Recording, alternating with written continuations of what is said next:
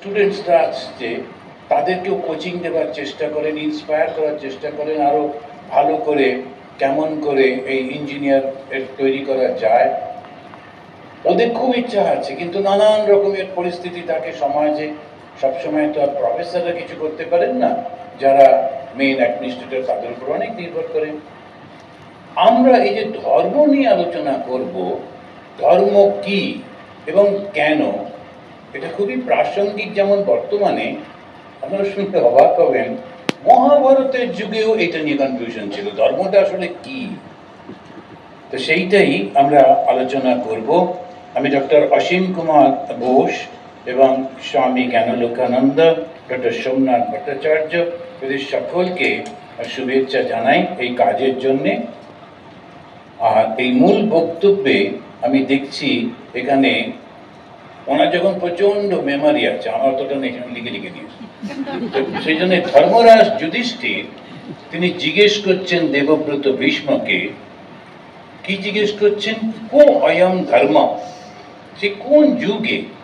সেখানে ধর্মরাজ যুধিষ্ঠির, ধর্ম সম্পর্কে যার অত্যন্ত পরিষ্কার জ্ঞান, আমি ওই জন্য ধর্মরাজ শব্দটা ব্যবহার করলাম, সেই ধর্মরাজ যুধিষ্ঠির তিনি জিজ্ঞেস করছেন যে ভীষ্মকে, যে কো অয়ম ধর্ম, এই ধর্মটা কি?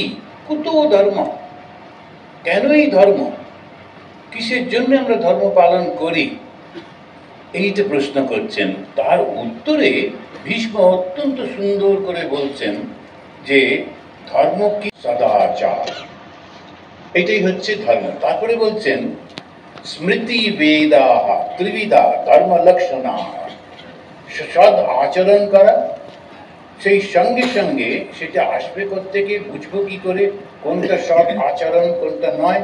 স্মৃতি থেকে, গীতা থেকে এরকম তোমার সাপোর্ট নিতে হবে, আর বেদ থেকে নিতে হবে। বেদের মধ্যে মেনলি হচ্ছে উপনিষদ, আর উপনিষদ হচ্ছে সিদ্ধান্ত গ্রন্থ, ওখানে ব্যাখ্যা ট্যাখ্যা করে না, সোজাসুজি বলে দেয়, সেই রকম নিতে হবে। কিরকম? ঈশাবাস্যমিদং সর্বম, এই জগৎটা যে দেখছো সমস্তটাই সেই ঈশ্বর দিয়ে বা চৈতন্য দিয়ে জোরে রয়েছে।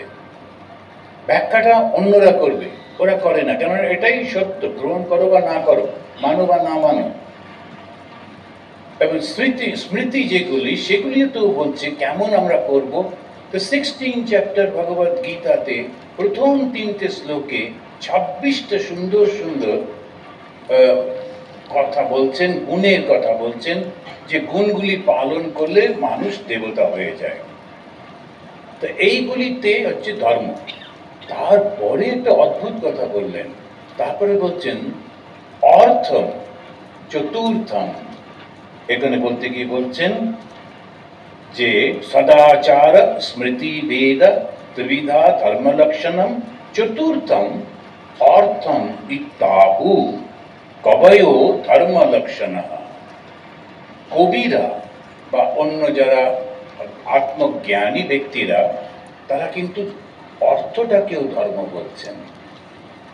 ঠাকুর শ্রীরামকৃষ্ণদেব বললেন খালি পেটে ধর্ম হয় না। আপনারা জানেন দুর্গা পুজো এই যে আমরা করি, মা দুর্গা, কেন তিনি দুর্গা বলেন না? দুর্গম বলে একটা অসুরকে শাসন করেছিলেন বলে। এই অসুরটা কি করেছিল? ও কাউকে শিক্ষা দেবে না, ও বেদটাকে লুকিয়ে রেখেছিল।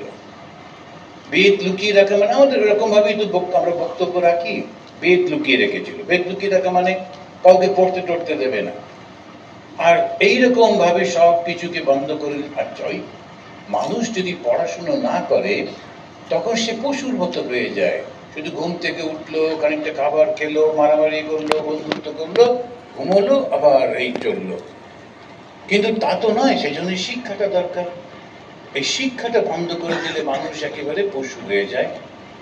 তখন যখন ওনাকে গিয়ে বলা হলো, মা দুর্গা এসে প্রথম কি করলেন, যারা কৃষ্ণ রিকোয়েস্ট করতে যে শিবকে, যে শিব আমাদের বাঁচাও, তিনি বললেন শক্তি।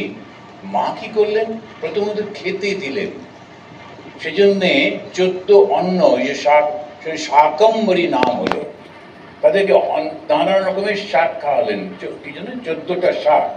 আমরা 14টা শাক রান্না করি না, 14 রকম আইটেম রান্না করে খাওয়ালেন। আমি 14 রকম শাক শুধু শুধু খেতে যাবো কেন, আর শাক খেতে জোর বা আসবে কি করে? তো সুতরাং 14টি যে খাওয়াচ্ছেন, প্রথম হচ্ছে অন্ন, প্রথম হচ্ছে ইকোনমি, প্রথম হচ্ছে অর্থ। এটা না হলে কনফিডেন্সই আসবে না। তো একটা ভিখারি সে কি করবে? কিছুই তো সে করতে পারে না। সেই জন্য প্রথম হচ্ছে অর্থ। অর্থ হচ্ছে চতুর্থম বললেও ওর অত্যন্ত গুরুত্ব। এইটা হচ্ছে আমাদের শিখতে হচ্ছে প্রথমে, যে আমাদেরকে কোনোভাবে অর্থ রোজগার করতে হবে। কেমন করে অর্থ রোজগার করব? একটা কোন